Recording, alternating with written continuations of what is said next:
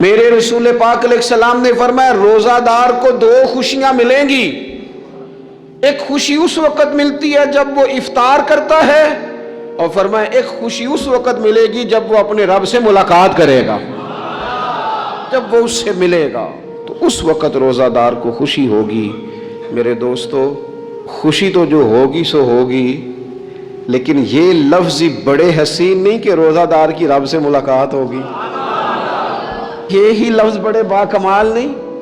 ایک روایت میں تو یہ ہے نا کہ روزہ میرے لیے ہے، میں اس کی جزا دوں گا، اور ایک روایت میں یہ ہے کہ روزہ میرے لیے ہے اور رب فرماتا ہے میں خود روزے کی جزا ہوں. یعنی باقی نیکیوں پر ثواب ملے گا، روزہ رکھنے والے کو رب رحمان ملے گا. نبی اکرم صلی اللہ تعالی علیہ وسلم کے امت کے صوفیاء نے نا کچھ چیزوں کو بڑا کھولا ہے. عارف رومی کہتے ہیں کہ ایک دن نا محمود غزنوی نے خزانوں کے دروازے کھول دیے اور فرمایا بھئی میں نے آج ہر چیز کھول دی ہے، جو جس چیز پہ ہاتھ رکھے گا وہ اسی کی ہو جائے گی. لوگ دوڑے، کوئی سونے کی طرف، کوئی چاندی کی طرف، کوئی جائیدادوں کی طرف، کوئی خزانے کی کنجیوں کی طرف، کوئی بڑے بہترین گھوڑے اور اونٹوں کی طرف. لوگ دوڑ گئے، جو جس پہ ہاتھ رکھے گا اسی کا. سب بھاگ گئے. ایاز بیٹھا ہے، نہ وہ حسن میں رہی شوخیاں، نہ وہ عشق میں رہی گرمیاں، نہ وہ غزنوی میں تڑپ رہی، نہ وہ خم ہے زلف ایاز میں، وہ لذتیں کہاں. ایاز چپ کر کے بیٹھا ہے. پھر محمود نے ایاز کی طرف مخاطب کر کے کہا ایاز اٹھنا نہیں، آج لوٹ سیل لگ گئی ہے، جو جس چیز پہ ہاتھ رکھے گا اسی کی. ایاز کہنے لگا بات پکی ہے نا. تو محمود خوش تھے، موڈ بڑا اچھا تھا، کہا بالکل پکی ہے. تو ایاز کہنے لگے چلو ٹھیک ہے. ایاز اٹھے، پیچھے سے جا کے نا تو محمود کے کندھے پہ ہاتھ رکھ دیا. محمود کے کندھے پہ ہاتھ رکھا. محمود کہنے لگے یہ کیا بات کا، آپ سے میں نے پوچھا تھا بات پکی ہے، جو جس پہ ہاتھ رکھے گا اسی کا نا. تو تھوڑی دیر پہلے مسکراتے چہروں میں آنسو آ گئے. ایاز بھی روئے تو محمود بھی روئے. کہا بادشاہ پکا رہنا، وہ جن کو خزانے چاہیے تھے وہ دوڑ گئے، مجھے تو چاہیے. لنگ کئی مہینے تے برس گئے تے تیری دید نو دیدے ترس گئے، تیری تو ملے گا. تو پھر کہا محمود نے، اس نے کہا میں وعدہ کر چکا تھا، بس ٹھیک ہے، باقیوں کے خزانے اور میں تیرا طے ہو گئی. فرمایا باقی نیکیوں پر ثواب ملے گا، روزہ رکھنے والے کو رب رحمان ملے گا، اللہ کا قرب ملے گا. دیکھو نا، وہ خاص انسان کو کیفیت حاصل ہوتی ہے روزے میں، رب کے ہونے کا یقین. وہ جو صوفیاء کہتے ہیں نا مراقبہ کرو، وہ نصیب ہوتا ہے. یعنی کسی کو کیا پتا ہے اس کا روزہ ہے کہ نہیں، اکیلا ہے نا گھر میں، فریزر بھرا ہوا ہے، نہیں نہ کھاتا. کیوں؟ اسے پتا ہے میرا رب میرے ساتھ ہے، میرا رب مجھے دیکھ رہا ہے. بس یہ تصور توحید پکا ہو جاتا ہے رمضان. تو پھر اللہ تبارک و تعالیٰ کی بھی خاص رحمت اور کوئی خاص ہی اعزاز. حضور فرماتے ہیں جنت کے کئی دروازے ہیں، ایک باب الریان ہے، اس سے صرف روزہ دار گزریں گے. آواز ہوگا روزے والے آ جاؤ، وہ آ جائیں گے. فرمایا اس خاص دروازے سے گزرو. جب گزر جائیں گے تو فرمایا بند کر دو بھئی، اور کوئی نہیں گزرے گا یہاں سے. دروازہ ہی مخصوص ہے، ان کا اعزاز ہی ذرا زیادہ ہے. تو میرے عزیز، رمضان شریف کے اندر وہ منصب کا بس خیال رکھیں کہ میں روزہ دار ہوں، اس احتیاط کے ساتھ. اور دوسری جو رمضان کی چند عبادات ہیں نا، سب سے پہلی تو میں عرض کروں گا تراویح کے حوالے سے. یہ بات یاد رکھ لیں کہ نبی پاک علیہ الصلوۃ والسلام نے فرمایا جس نے ایمان اور احتساب کی نیت کے ساتھ رمضان میں قیام کیا، اللہ اس کے پچھلے سارے گناہوں کو معاف فرما دے گا. اور ایک مقام پر نبی پاک صلی اللہ تعالی علیہ وسلم نے بیان کیا، یہ مشکات میں موجود ہے. حضور فرماتے ہیں رمضان اور قرآن دونوں قیامت کے دن بندے کی شفاعت کریں گے. رمضان کہے گا یا اللہ میں نے اسے دن بھر کھانا کھانے سے باز رکھا اور تیری بارگاہ کے حکم کے مطابق اس نے اپنے آپ کو ان چیزوں سے بچا کے رکھا. اور قرآن کہے گا مالک رات میں نے اسے نیند سے روکے رکھا. کیا مطلب؟ اس نے کھڑے ہو کے عبادت کی. اگرچہ اس سے مراد شارحین حدیث نے تراویح بھی لیا ہے، تہجد کی نماز بھی لیا ہے، صلاۃ اللیل بھی لی ہے، لیکن میرے عزیز یہ خاص ربط ہے قرآن مجید کے ساتھ تراویح کا. مسنون ہے رمضان کی راتوں میں قرآن مجید اور تراویح کا پڑھنا. اگر تھوڑی سی نا طبیعت میں صرف تبدیلی پیدا کی جائے، میں نے دیکھا ہے کہ جو لوگ کہتے ہیں نا میرا وقت بڑا قیمتی ہے، بڑی ساری جگہوں پہ آپ کو بیٹھنا پڑتا ہے، بیٹھیں آپ 2 گھنٹے بیٹھیں، 3 گھنٹے بیٹھیں. میں نے دیکھا ہے لوگ جاتے کسی دفتر میں تو رات کو ہی چلے جاتے ہیں اس علاقے میں، کھڑے ہیں، پاسپورٹ کے دفتر کھڑے ہیں، شناختی کارڈ کے دفتر کھڑے ہیں، امیگریشن کی لائنوں میں کھڑے ہیں. کچھ ذہن تو بنائیں کہ میں نے رات کھڑے رہنا ہے اور اپنے رب کی عبادت کرنی ہے. تراویح کو ذرا ذوق سے آپ اگر تھوڑا ارادہ کر لیں گے نا، یعنی کوئی ایسا مشکل کام نہیں. میری تو رائے یہ ہے کہ پہلے 3-4 دن ذرا جم کے ذہن بنائیں اور تھوڑا سا نا روٹین کو بدلنے کی کوشش نہ کریں. جس امام صاحب کے پیچھے تراویح شروع کریں کوشش کریں ساری وہیں پڑھیں. روٹین بدلنے سے بھی سستی آتی ہے. ایک دن یہاں گئے، 2 دن وہاں گئے، تو یہ روٹین بدلنے سے بھی بعض اوقات سستی آتی ہے. کوشش کریں ایک جگہ پہ قرآن شریف سننا شروع کریں اور پھر پورا قرآن مجید وہیں پہ سنیں اور تھوڑا ذہن بنائیں. میں نے دیکھا ہے ہمارے استاد صاحب اس طرح کیا کرتے تھے کہ بہت تھوڑا کھانا افطاری کے وقت، تھوڑا، اور ان سے کہا جاتا آپ بزرگ آدمی ہیں، اتنا کم کھانا کیسے نظام چلے گا؟ تو فرماتے تھے میں 1 چپاتی اور آدھی چپاتی کھا لوں گا لیکن تراویح کے بعد. اب اگر زیادہ کھانا کھاؤں گا تو طبیعت میں سستی آئے گی، میرے لیے کھڑا ہونا مشکل ہو جائے. سادہ سا کھانے کے ساتھ افطاری کی جائے گی. اور تراویح کے لیے اپنے آپ کو ذہنی کہاں ٹائم ملتا ہے سارا سال قرآن پڑھنے سننے کا؟ یہ تو اللہ نے موقع عطا فرمایا ہے. تو تھوڑا سا اگر دلچسپی پیدا کی جائے، بڑا سونا قرآن مجید پڑھا جاتا ہے مساجد میں، بچے بڑی خوبصورتی سے. تو اللہ کا شکر ہے جگہ جگہ پہ. اور مساجد کے علاوہ بھی میں نے دیکھا ہے ہم سے لوگ مطالبہ کرتے ہیں کہ ہماری فیکٹری میں رات کو بھی کام ہوتا ہے، اتنے سارے ورکر ہیں تو بچہ کوئی مل جائے قرآن شریف سنائے، فلانی جگہ بھی اتنے لوگ ہیں تو اگر موقع مل جائے. تو اگر تھوڑا ذہن بنایا جائے، شوق پیدا کیا جائے تو اللہ تعالیٰ فضل فرماتا ہے، انسان کو طاقت ملتی ہے کھڑے رہنے کی. ایک تو تراویح، روزہ، تراویح، اور تیسری بات ہے سحر اور افطار. یہ جو سحری اور افطار، یہودی جو تھے نا وہ سحری نہیں کرتے تھے، سحری کا نام و نشان نہیں تھا، روزہ رکھتے سحری نہیں کرتے. تو نبی پاک صلی اللہ تعالیٰ علیہ وسلم نے فرمایا ہمارے اور یہودیوں کے درمیان فرق ہی سحری کا ہے. اور نبی پاک صلی اللہ تعالیٰ علیہ وآلہ وسلم نے فرمایا سحری کھایا کرو، سحری کھانے میں برکت ہے. اور اگلی بات سننی آپ نے تو خوش ہو جانا ہے، سحری کو معمولی نہ سمجھے، سحری کرنا عبادت ہے.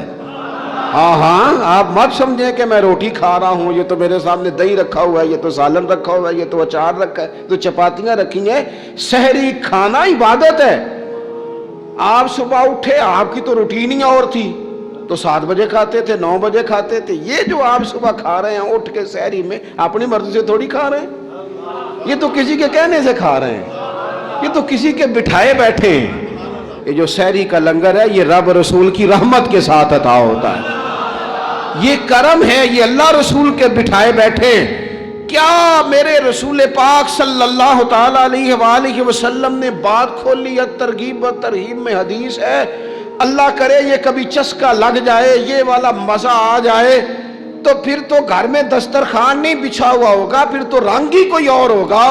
حضور فرماتے اللہ تعالیٰ اور اس کے فرشتے سحری کھانے والوں پر رحمتوں کا نزول فرماتے ہیں.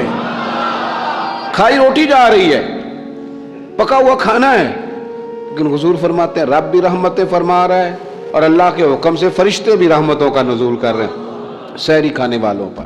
تو خوب توجہ سے، ذوق سے، شوق سے. اور پھر جو افطار کا معاملہ ہے، حضور فرماتے ہیں جب روزہ کھولنے والا روزہ کھولتا ہے تو جو دعا مانگتا ہے رب قبول فرما لیتا ہے. یعنی افطار کا وقت ایسا ٹائم ہے جو دعاؤں کی قبولیت کا وقت ہے. افطار کرنا بھی ہے، کرانا بھی ہے.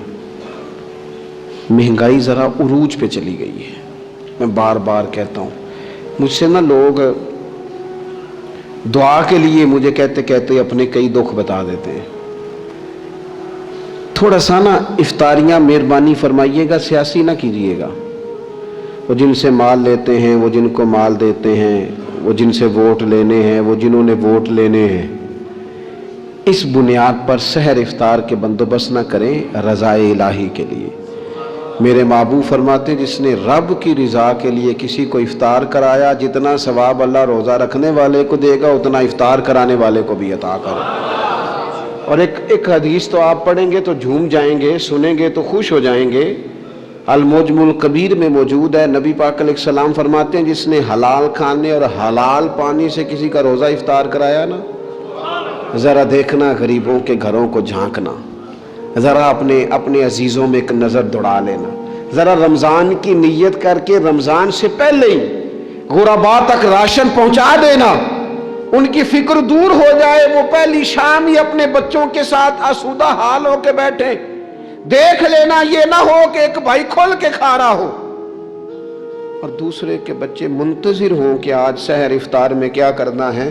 اپنے گلی محلے میں دیکھ لینا، ہم اس رسول کے ماننے والے ہیں جنہوں نے فرمایا میں اسے مومن ہی نہیں جانتا جو پیٹ بھر کے کھائے اور اس کا ہمسایہ بھوکا رہ جائے۔ تھوڑا سا اپنے ارد گرد نظر ڈال لینا، المعجم الکبیر میں حدیث موجود ہے۔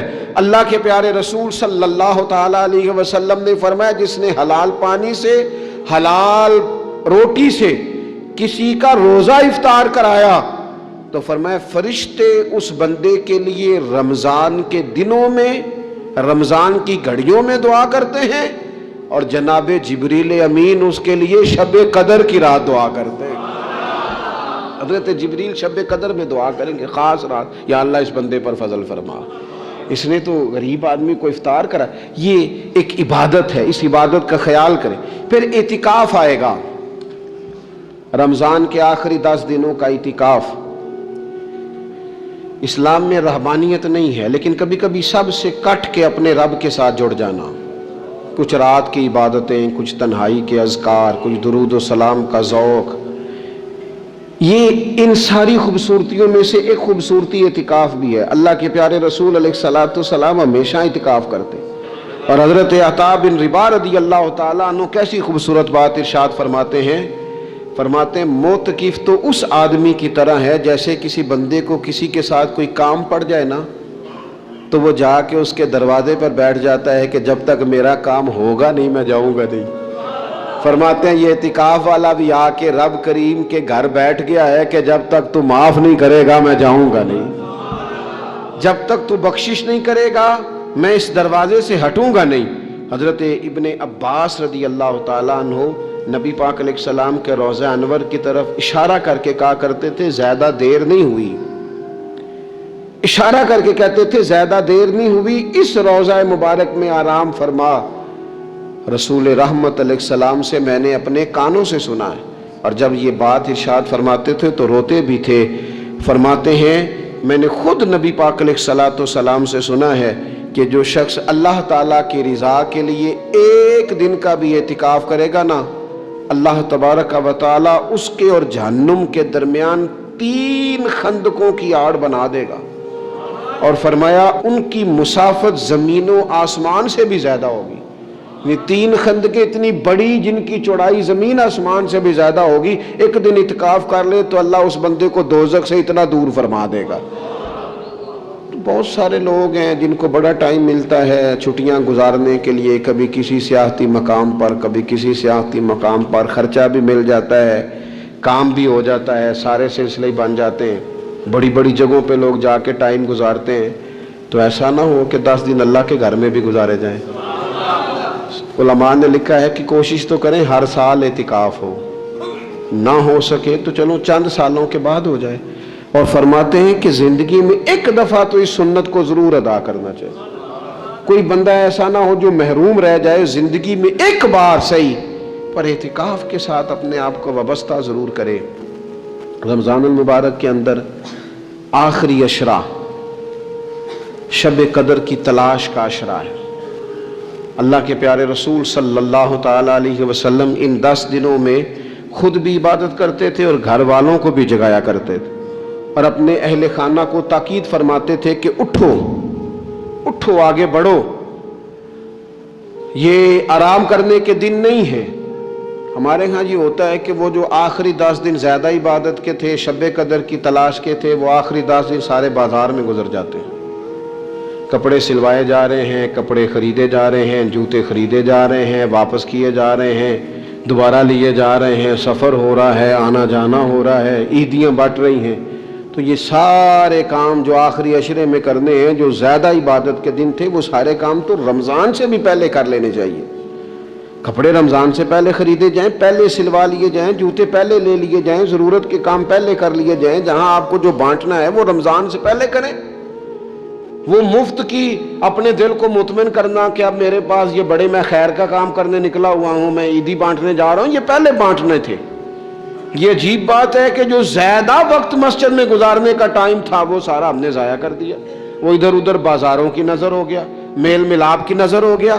تو اگر چیزوں کو مرتب کیا جائے, میں تو دوستوں سے کہا کرتا ہوں, زکوٰۃ کا حساب, صدقات کا حساب, صدقات فطر کا حساب, جتنے بھی روٹین کے کام ہیں اس کو کوشش کریں رمضان شریف سے پہلے آپ ترتیب دیں.